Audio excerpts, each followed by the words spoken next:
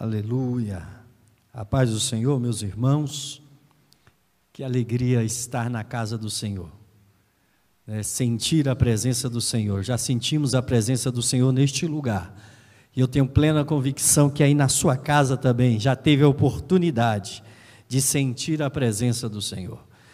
O coração um pouquinho apertado por não vê-los aqui, mas sabemos que Deus está propiciando um momento mais próximo diante de todas essas adversidades que nós estamos vivendo, para podermos estarmos juntos congratulando. E hoje eu estava lembrando, se não foi no último culto, em que o nosso pastor disse que, passando essa tempestade, estaremos fazendo o culto do abraço. Falei para o Eliezer Filho, pai, o culto do abraço. Então, para podermos juntos confraternizarmos e adorarmos ao Senhor. O Senhor colocou uma palavra ao meu coração hoje à tarde, e eu gostaria de partilhar com os nossos amados irmãos. E esta palavra, ela vem de encontro ao que nós estamos vivendo.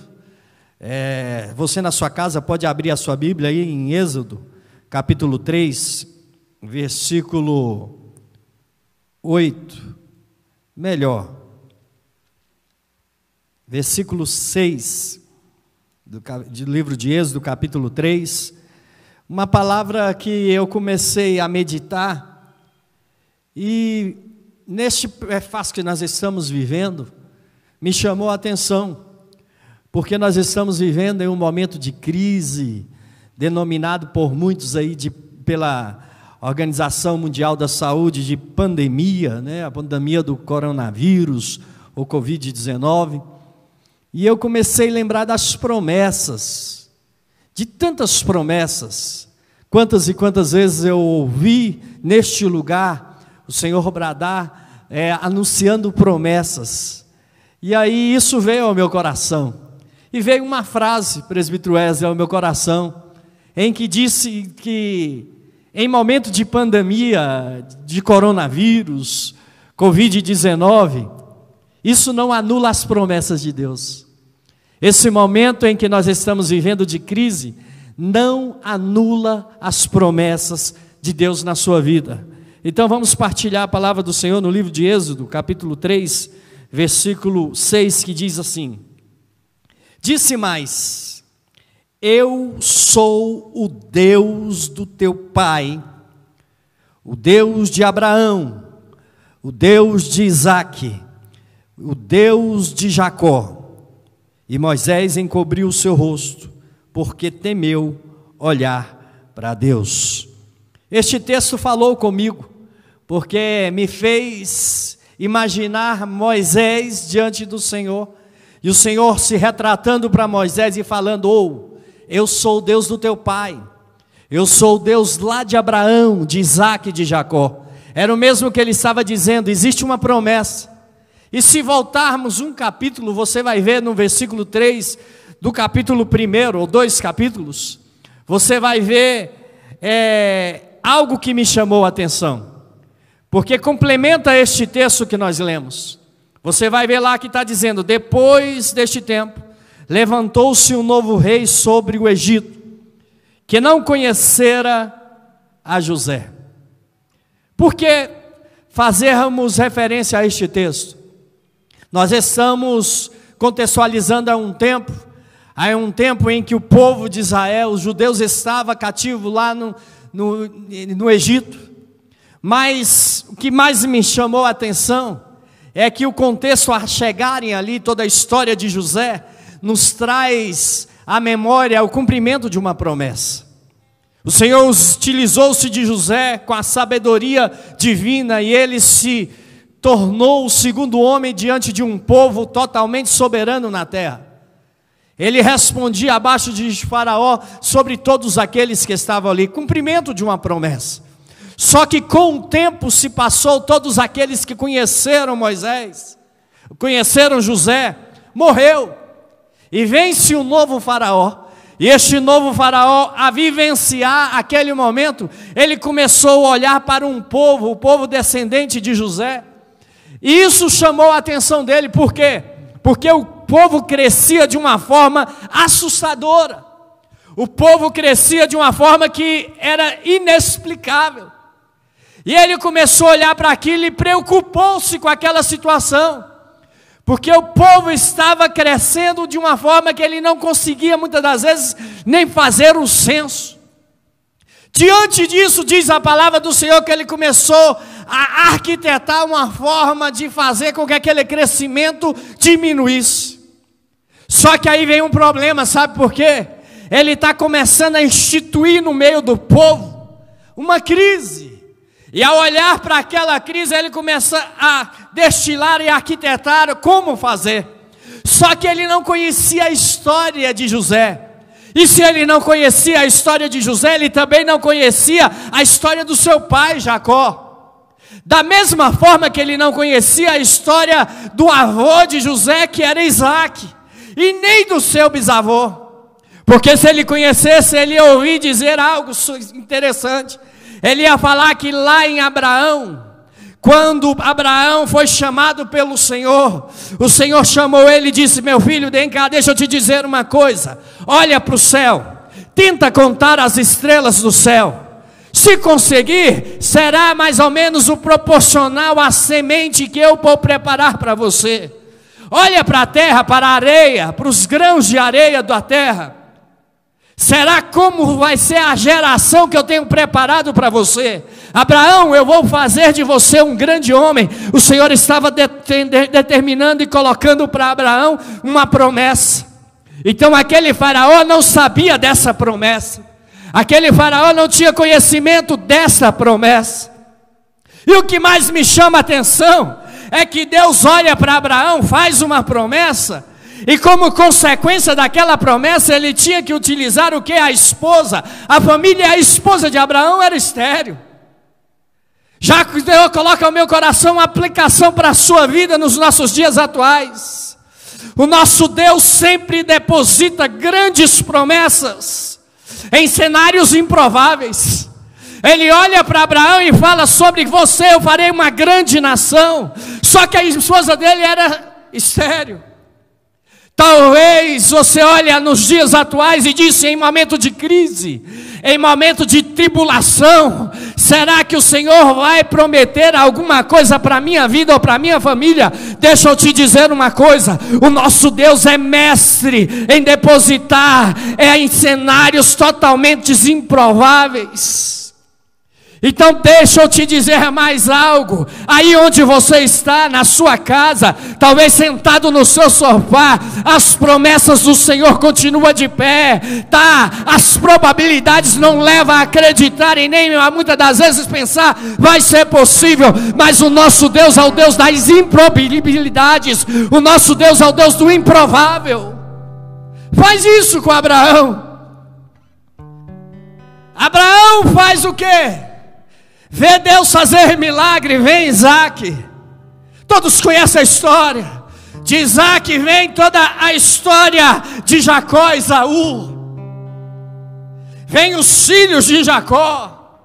Jacó é levado por seu filho depois que se torna governador do Egito para estar no Egito. Diz a história que aproximadamente 70 pessoas. Só que ao chegar no Egito, eles tinham sobre os ombros uma promessa. E aonde há promessa, meu filho, independente do lugar que você esteja, Deus o faz cumprir. E Deus começa a os prosperar de forma sobrenatural. O povo começa a crescer de uma forma fecunda. Aquela população começa a se desenvolver no meio de uma civilização desenvolvida. E a palavra do Senhor fala que quando José, vivenciando aquele momento, viu o seu povo crescer. Só que chega em um certo tempo em que José morre, e todos aqueles da sua linhagem morreu. Estava lá somente os seus herdeiros, aqueles que estavam fazendo constituir a geração de uma promessa. Aí vem um faraó que não o conhecia. Aí vem um faraó que não tinha noção das promessas de Deus. E ele impõe e arquiteta algo para destruir aquilo que o Senhor tinha prometido. Deixa eu te dizer algo. Muitas das vezes as pessoas não entendem o que Deus está fazendo na sua vida. São pessoas que se levantam com pedradas, inconformadas com o crescimento que Deus está dando para você, para a sua casa e para a sua história. Mas sabe por que elas fazem isso? Porque elas não conhecem a sua história, porque elas não conhecem o que você viveu tempos atrás, ou talvez das promessas ainda no ventre da sua mãe, porque se conhecesse, entenderia que o lugar que você está hoje e o lugar que Deus vai te colocar é algo vivenciado através de promessa. O faraó daquele tempo não lembrava, não tinha e não valorizava a promessa, porque não conhecia a história de José. E ele começa a arquitetar. E o primeiro ato que ele faz é afligir o povo. Começa a pôr o povo para trabalhar de uma carga acima do normal, pensando, vou fazer o crescimento diminuir. Diz alguns estudiosos que além de afligi-los nas construções, começou também a levar para o meio da produção, a fim de que fizessem até tijolos. Aumentou a carga, e o povo começou a sofrer e padecer debaixo daquela mão de ferro de Faraó. Só que a mesma palavra do Senhor diz, e isso me chama a atenção, que quanto mais Faraó o afligia, quanto mais Faraó aumentava a carga de trabalho para o povo, mais o povo crescia. Deixa eu te dizer algo. Ei, quanto mais falar de você, quanto mais ir de encontro àquilo que Deus tem feito na tua vida, quanto mais levantarem contra as promessas de Deus, não preocupe não, Deus fará crescer mais ainda, porque a palavra do Senhor fala que o povo de Israel era abençoado, mas com a mão pesada de Faraó, Deus triplicou as bênçãos, e o povo crescia mais em quantidade. Faraó olhou e falou, o que eu vou fazer? Arquiteta outro projeto. Vai lá e baixa um decreto. A partir de hoje, todos os filhos, todos os garotos, todas as crianças que nascerem do sexo masculino deverão ser mortas, exterminadas. E eu imagino, diz alguns estudiosos, que o choro das hebreias conseguia se ouvir a quilômetros de distância. O choro era terrível, porque muitos filhos foram tirados da mãe, foram tiradas vidas de vários garotos. Mas existia uma promessa, e mesmo em meio à crise, a promessa não é anulada. Diz a palavra do Senhor, que uma certa mulher chamada Joquebede dá à luz a um filho, e consegue esconder este filho por 3 meses, enquanto está Faraó no céu, reinado em seu palácio, falando, agora eu acabei com a história de Israel, desses judeus, vai parar o crescimento agora. Estava guardado lá na casa algo que era promessa. Deixa eu te dizer algo, meu filho, o inimigo talvez tenha tentado alcançar a sua casa, tem tentado alcançar o seu filho, o seu esposo, a sua vida, os seus negócios, mas Deus tem guardado. Salmo 91 retrata bem: aquele que habita no esconderijo do Altíssimo, na sombra do Onipotente ele descansa. Deixa eu te dizer uma coisa, o inimigo vai procurar, o inimigo vai passar na porta da sua casa, mas você, a sua casa, a sua história é blindada pelo Senhor, vai levantar, mas você está debaixo das asas do Onipotente. Ei, preocupa não. Em tempo de Covid-19, a promessa na sua vida não será anulada.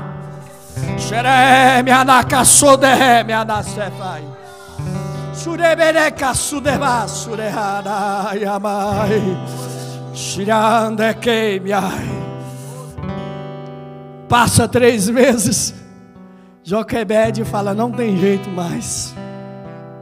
O que eu podia fazer eu fiz. faz um cesto de juncos, betuma e leva à beira do rio. Pequenininho eu via as ilustrações de Moisés e eu via o cesto descendo no rio. Mas a palavra do Senhor fala que ela vem e prende aquele cesto nos juncos na margem, à beira do rio. Era o que ela podia fazer. E naquele momento, a filha de Faraó resolve tomar banho no Nilo. Coincidência ou providência? Deixa eu te dizer uma coisa: aquilo que é para você fazer, faça, meu filho. Aquilo que está na sua mão para fazer e tem condição de fazer, faça. Porque quando você não mais ter condição, Deus através do teu sobrenatural te alcança e abre as portas para fazer a promessa se cumprir. Passa, servos, não vê o cesto. Mas em um certo momento a filha de Faraó olha e o que ela vê? O cesto. A providência do Senhor alcança aquela situação. A mãe não poderia fazer mais nada. Joquebede, as forças estavam limitadas, mas Deus vai de encontro. Prepara aquele momento. Aquele menino que era hebreu e olhando para ela entendeu, é um hebreu. Todos sabem a história. Aparece a ama para cuidar. Depois esse menino vai para o palácio. E por 40 anos foi ensinado no melhor que existia na época. Talvez as melhores faculdades existentes dos dias de hoje era para se comparar com aquilo que estava apresentado, porque era ali a civilização mais evoluída da época. Ficou doutor em matemática, doutor em física, em química, em engenharia, desenvolveu em todas as técnicas daquele tempo. Mas algo me chama a atenção: não tiveram condição de ensiná-lo a ser pastor. Por 40 anos o Senhor olha para ele e fala: tu está pronto, meu filho, mas ainda falta passar por uma escola. E o Senhor tira ele do palácio e leva para o deserto. Tira ele da bonança e leva muitas das vezes para a escassez, não entendendo que o tempo do deserto é necessário na vida de tantos. Até porque a palavra do Senhor diz que quando ele chega à beira de um poço, estavam as filhas de Jetro. Vem alguns tentando atordoá-las e ele as defende. Pensa que não, elas chegam na casa de papai e diz: encontramos um egípcio e ele nos defendeu. Mas um egípcio aqui defendendo vocês? É. Mas esse egípcio não era aquele mesmo hebreu que a filha de Faraó olhou? Sim, mas as vestimentas, a aparência era de um egípcio. Temos que tomar muito cuidado, meu irmão, porque o Egito faz isso conosco. Conforme nós vamos acostumando com as circunstâncias e as situações, se não abrirmos os nossos olhos, situações adversas, estamos andando como os egípcios, estamos falando como um egípcio, o penteado do cabelo é como de um egípcio. Mas não era, talvez não. Eu quero te dizer algo, e que algo me chama a atenção, é que muitas das vezes Deus nos leva para o deserto, Alex. É para isso mesmo, é para que aquela capa do Egito caia. Muitas das vezes Deus nos leva para o deserto, presbítero Wesley. É para isso mesmo. É para que aquela língua, aquela fala lá do Egito saia do nosso vocabulário. É para que aqueles braceletes de ouro se percam. É lá no deserto que muitas das vezes Deus vai nos mostrar, nos moldar e mostrar a essência do que somos e para que viemos. É lá no deserto muitas das vezes que você vai ver aquele que não falava em línguas estranhas falar. É lá no deserto que você vai ver muitas das vezes aquele que não conseguiria profetizar, Deus usar em profecia e trazer recado do céu para a sua igreja. Ei, é no deserto que Deus vai te lapidando, vai te moldando, vai arrancando aquelas arestas que eram do Egito, para que em um determinado momento Deus fala: esse é meu filho, a quem eu comprei, escolhi e está pronto para a grande obra que eu tenho preparado. Está preocupado com o deserto? Preocupa não, meu filho. Talvez lá no palácio você já se adaptou, talvez lá no palácio você já se capacitou com as várias linhas teológicas, com as várias posições da matemática e da física, mas Deus te traz para o deserto, que em auxílio com aquilo que lá você aprendeu, aqui você começa a desenvolver um outro processo, uma outra visão, para algo maior que Ele tem para você. Isso aconteceu. Aí quando ele chega no deserto, quem ele encontra em casa? Zípora, pastora. Deixa eu te dizer uma coisa, e isso me chamou a atenção. Eu vi alguém falar sobre isso, acho que ontem. Quantas e quantas vezes no deserto o Senhor prepara pessoas para cumprir um legado ou um propósito das nossas vidas. No deserto o Senhor pode levantar pessoas leais, pessoas de caráter para te acompanhar no seu ministério, nos propósitos que Deus fez.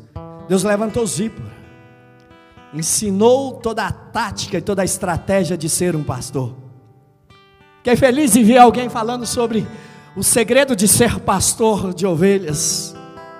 O primeiro passo para ser pastor de ovelhas, Diácono Ricardo, é aprender a limpar as sujeiras da ovelha.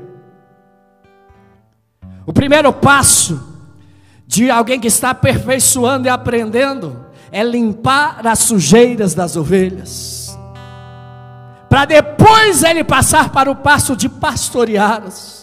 Nós estamos vivendo em um tempo que as pessoas têm esquecido e pulado a fase, o degrau de limpar as sujeiras, e já acha-se no direito de estar em cima de muitos púlpitos e dizer: eu sou pastor, mas a história não condiz, não passou pelo processo. Ei, deixa eu te dizer uma coisa: o Senhor no deserto em que você está vivendo vai levantar pessoas capazes de te dizer, pessoas capazes de te orientar, a dizer: o processo é esse, o degrau é esse, vai chegar lá, mas primeiro passa por aqui.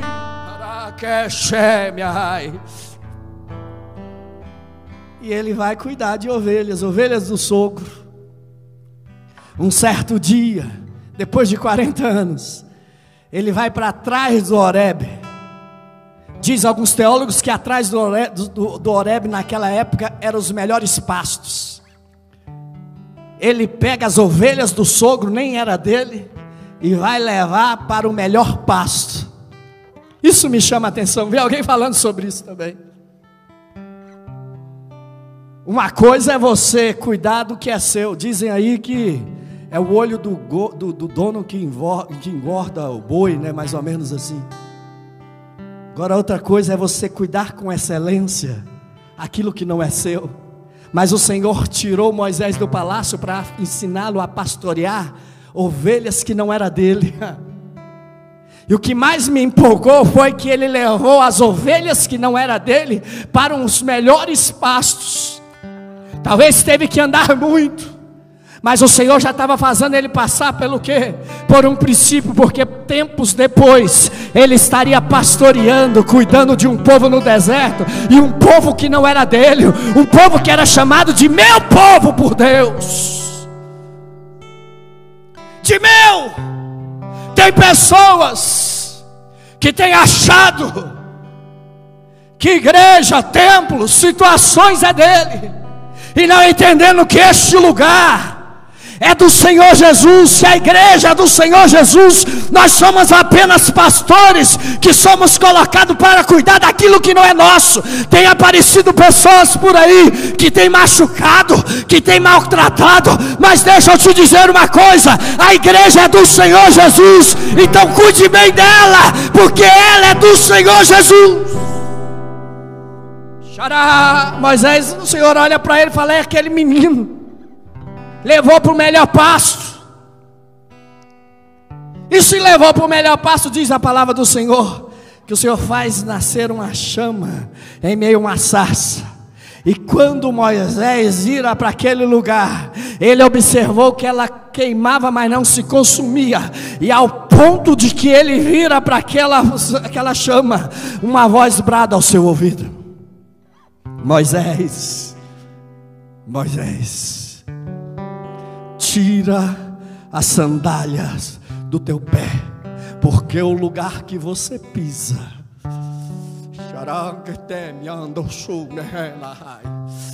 é lugar santo. Ele estava falando: Moisés, tenha o prazer de tirar aquilo que impede entre você e a minha santidade. Moisés, tenha o prazer de pisar e sentir a minha santidade. Moisés, deixa eu adentrar dentro de você. Quero ter comunhão contigo.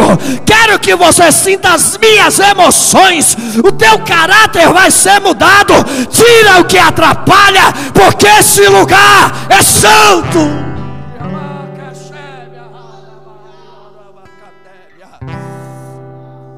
Ele fala com Moisés: ouvi a voz do meu povo. Existia uma promessa. Faraó, com mão de ferro, instituiu uma crise. Faraó, com a mão de ferro, instituiu a mão pesada, instituiu uma crise naquele lugar. Mas o Deus que fez promessa para Abraão, para Isaac, para Jacó, que usou José como ferramenta, agora era o mesmo Deus que estava falando com Moisés e dizendo: é crise, Moisés, é, mas isso não anula a minha promessa para o meu povo. Se coloque de pé aonde você estiver. Xaraquémia, deixa eu te dizer uma coisa. Vivemos em um momento de crise, mas em meio à crise Deus fará cumprir tudo aquilo que Ele te prometeu. Em meio à crise Deus fará cumprir tudo aquilo que Ele colocou nas tuas mãos. Pode até ser que levantem contra você, mas a promessa está de pé. Pode até ser que pessoas chegam até você e falam mal de você, por não conhecer a tua história, por não saber as horas que você tem de joelho, por não saber as madrugadas que você tem colocado diante do Senhor. Mas Ele que prometeu é fiel para cumprir tudo que Ele te prometeu. Com seus olhos fechados, com seus olhos fechados, o Senhor te abraça hoje. Não é porque você está na sua casa, nós estamos no templo. O nosso Deus é onipresente, Ele está onde Ele quer estar. E eu plena convicção tenho que Ele hoje está dentro da tua casa, que hoje Ele está dentro daquilo que você necessita. Com baixo me anda, quer me ai. Adore o Senhor, porque Ele é Deus de promessa.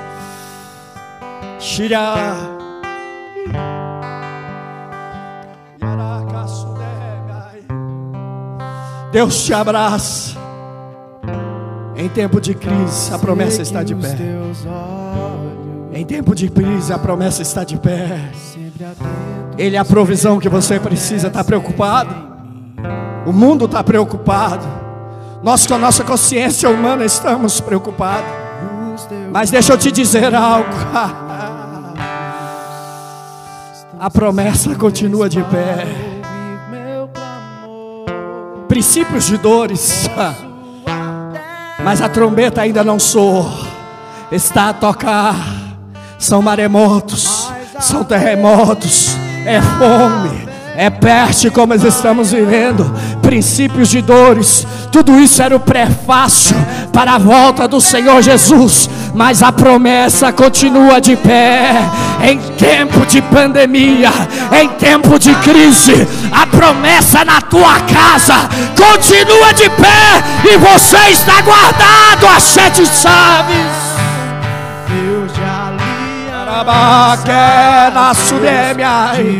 Deus, eu ministro na vida do teu povo.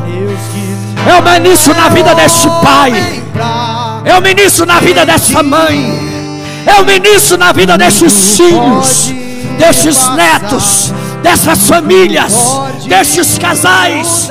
Tu és o Deus que fará cumprir todas as promessas, mesmo em meio à crise. Vai abraçando, ó Deus. Vai abraçando, ó Deus. Vai abraçando, ó Deus. Vai abraçando, ó Deus. São promessas. Tu és fiel para cumprir. Ah, choremanda que sou meu ai. A tua graça inunde a minha vida. E eu profetizo sobre vidas, cura, milagres. Ei, churiamanda que sou. Deus de aliança. O Deus de aliança está aí na tua casa. O Deus de promessa é quem te sustenta pela mão. O Deus de aliança é quem te conduz. Tudo pode passar. Vai passar. Tudo pode. Churibaraca soube Mas tua a graça do Senhor inunda este lugar de uma forma sobrenatural. Te alcança. É a provisão. Ele alcança a tua necessidade. Ele alcança a tua ação. Homem pra mentir.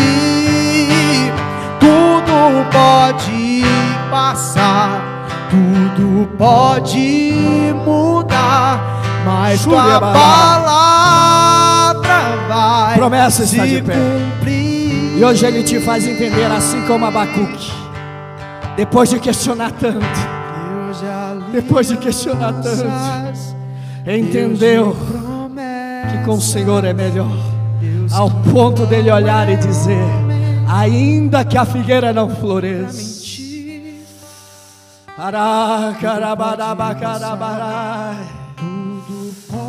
que não haja mais fruto na vide, que a oliveira não,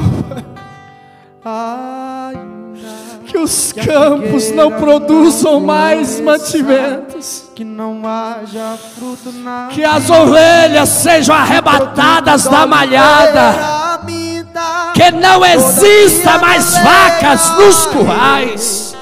Mas ele entendeu, todavia, entretanto, que o Senhor é a força e que ele iria exultar no Senhor com toda a alma, com toda a força, com toda a alegria. Então alegra no Senhor, porque em tempo de crise a promessa não se anulou, a promessa continua de pé. Deus te abençoe, Deus abra as portas, Deus te abrace, Deus te tome pelos braços, porque é promessa dele para a tua vida. Deus abençoe você de forma sobrenatural.